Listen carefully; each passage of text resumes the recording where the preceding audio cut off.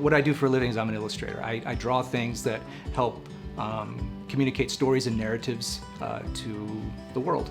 And so book publishers and product makers hire me to create art to help sell their stuff.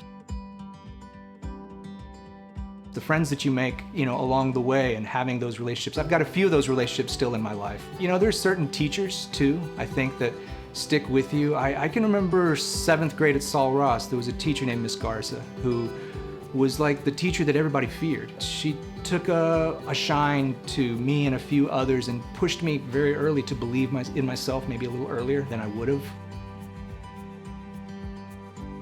There were certain people that I came up with. I can remember Derek Murray, Fernando Ramirez, Tommy Kostelski, Leslie Shepard. There was a group of us that stuck around each other and pushed each other. And it wasn't like we were encouraging so much as just you saw how they were doing and you wanted to do as well as, you wanted to keep up. That's the same thing now. I'm always gravitating toward other creatives in publishing, other artists, other authors, other editors who are pushing the limit. And you want to be around those people. You want to be one of those people. Best advice I could give to my high school self is believe. I think I was influenced by what others wanted me to be, and I think I had a pretty clear vision already of what I wanted to be. Believe in yourself, and if you have a vision for yourself, pursue it with vigor. Northside means roots. It's where I was kind of made. I started off my first 3 years at a school called Keystone, but I transitioned into Northside by 4th grade. And I think it was because my parents wanted me to have a little more of a better grounding in social structure. It was a more diverse experience at Northside from the go. And you had just a whole different set of socioeconomic strata that you got to be immersed in, and that was good for me. I needed to be around that.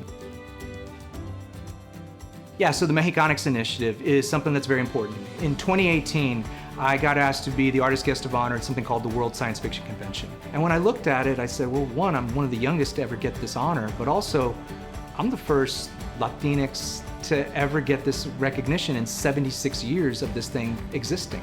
It bothered me that I would be the first because I didn't see a whole trail of people coming after me who would be next. It's great if you're the first, but who cares if you're the last?